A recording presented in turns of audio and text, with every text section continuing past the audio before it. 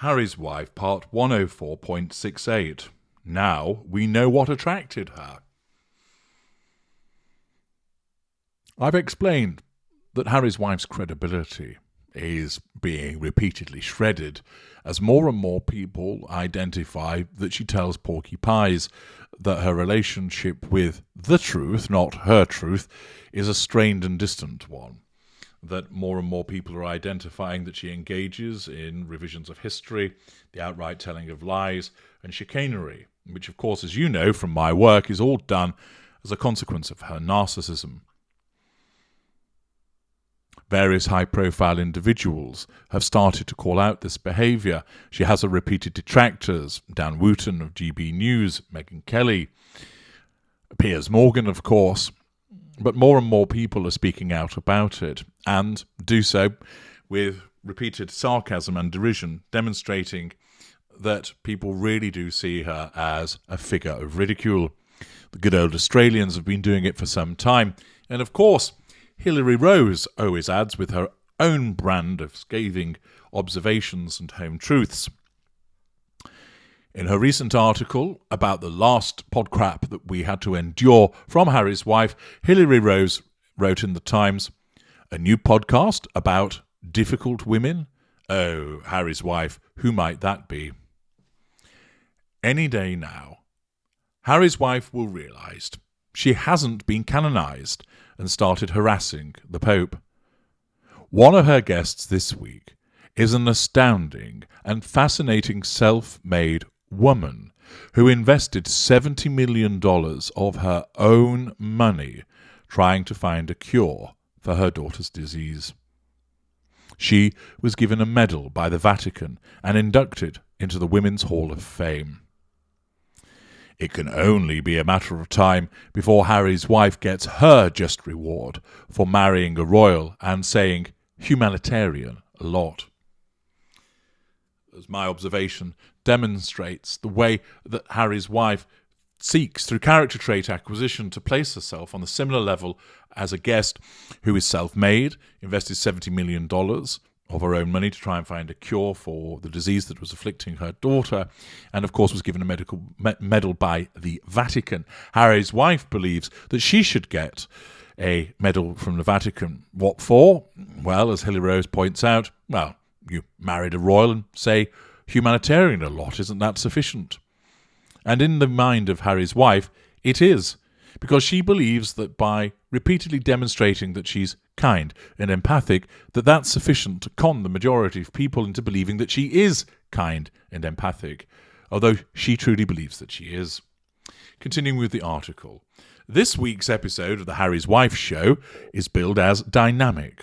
Previously, the show has been raw and enlightening, thought-provoking and stirring, candid and illuminating, and, my personal favourite, in-depth and vulnerable. Because nothing says vulnerable like 16 bathrooms and an HRH title you can't use. Again demonstrating the idiocy and hypocrisy of Harry's wife. As ever, we discuss something that resonates with all women who are all oppressed, because men are frightened when we do anything except clean the oven. And please, can we talk about the patriarchy again, Harry's wife? Too much is never enough. We are exploring the origins of the B word, she says, meaning bitch, and its cousin, difficult. The word difficult, she tells us, is often wrongly applied to strong-minded women, although no mention of the times when it's applied correctly, presumably because she can't think of any. My new phrase of the week is standing in your knowing, which of course is another bit of word salad from Harry's wife, along with standing in your authority and living in your full self. More word salad nonsense from her. We plough on with all the lovely B words we could use about her or women in general. Beautiful, beguiling, blissful, bedazzling. Harry's wife is keen for us to know that she loves etymology and people with expansive vocabularies, which, of course, is more character trait acquisition but is belied by her repeated inability to use words incorrectly, which Hilary Rose writes, must have been what attracted her to Harry. Thanks to this week's podcast, we know that the young Harry's wife, hungry for new words, loved a TV programme called Jeopardy. When the host died, her friends sent her condolence messages. Read that again if you didn't fully grasp the scale of the narcissism first time around. Again, another prominent journalist identifying Harry's wife's narcissism and, as I explained in parts passing, a magical thinking associated with the belief that people would contact her to say, oh, how awful, the host of Jeopardy has died, even of course she has no link to this individual and probably didn't even watch it. Narcissism has created the idea that she did because she sees herself as a nerdy wordsmith. Continuing with the article. A friend pops up to describe herself as a fellow wildcat with Harry's wife, and Harry's wife says, no, she's more of a mild cat, and we all laugh. The friend says she doesn't care if someone calls her the B word, which is very off-message and insufficiently oppressed, so Harry's wife pounces like a mild cat. Bitch, she points out, is often a euphemism for difficult. We have another shout out to ancient Greece. This time it was because Plato was sexist, or maybe Cicero, but this time it's the goddess Artemis. Maybe she failed to stand in her authority.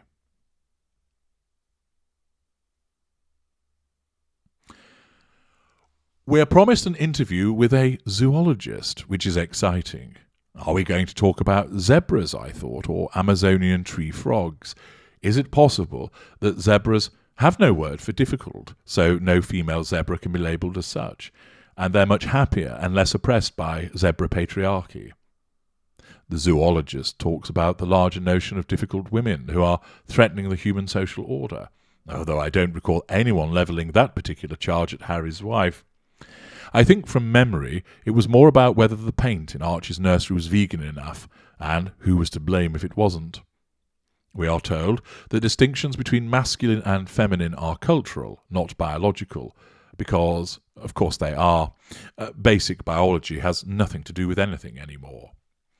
As for poor old Harry's wife, womankind in general, demonstrating the way that she believes that she speaks on behalf of everybody, of course, extension of self, the difficult label is used to deflect attention from her awesome qualities, persistence, strength, perseverance. And I am confident that when a courtier wrote a memo accusing Harry's wife of unacceptable behaviour, the sort of behaviour that led some palace employees to call themselves the Sussex Survivors Squad, what he actually meant was, I want to salute her awesomeness, persistence and strength. She is bedazzling. Once again, Hilary Rose underlining the ridiculousness and the delusion of Harry's wife. Sentence of the week goes to whoever said this. If women do it exactly the same way that a man does it, we're met with a much different sense of perception versus reality. Possibly it was the zebra. To recap, the next time my editor says I am being difficult, I will say, no, I am beguiling and you are failing to appreciate my resilience and determination. I will stand in my power and live in my full self. Then I will do exactly what she says. As a woman, Harry's wife says in closing, you come to terms with the fact that not everyone's going to like you. The goal can't be for everyone to like you, but the goal can be for them to respect you. The Sussex Survivors Club were unavailable for comment. And of course, all of this demonstrates the basis on which Hilary Rose holds this out as by the reason why, of course, Harry must have been an attracting factor for her. And the fact that he is such an esteemed wordsmith and she's so interested in the etymology of words demonstrates clearly what attracted her to him. Sarcastically put, of course. We all know what attracted Harry's wife to Harry. He was easy to control being the fundamental platform on which the narcissist functions. He fountains with fuel. He's got oodles of character traits and residual benefits.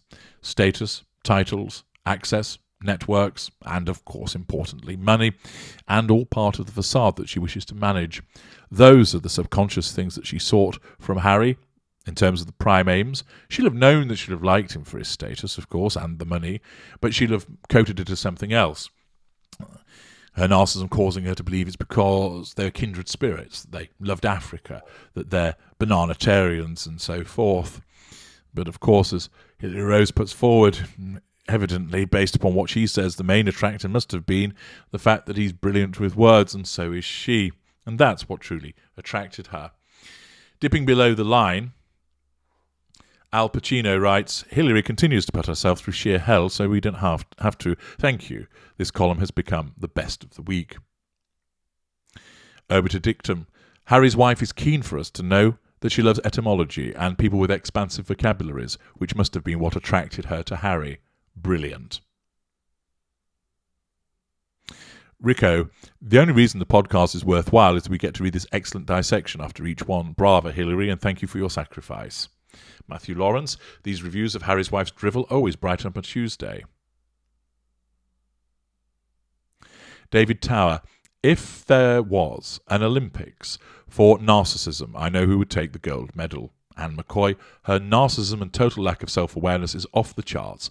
Harry's wife is delusional. Deep Joy, yes, and it's the only gold medal that she will ever qualify for. Blobby, automatic buy into the final every time. Roger Tilbury, I hope you're getting danger money for infesting your brilliant brain with this drivel, Hilary. Collie Walker, thank you. So much better to read than have to listen to the podcast. Meg75, why were none of these sympathetic young friends invited to the wedding? TCK, what friends? Ron H, how the time must fly at their caffeine-free, oat milk, organic, socially responsible coffee mornings. TCK, Harry's wife, difficult. Really, from what I hear, that's the opinion of virtually everyone who interacts with her, in particular those who have the misfortune to work for her. Her family know all about it, for sure. Rebecca Reedy, just when you think this self-appointed wordsmith couldn't get any more ridiculous, Harry's wife proves me wrong. Andrew Pearson, I would pay to be a witness to an argument between her and Harry. The phrase nailing jelly to a wall comes to mind.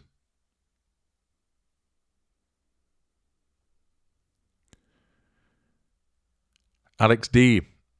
Harry's wife is underselling herself for once. She isn't difficult. She's impossible.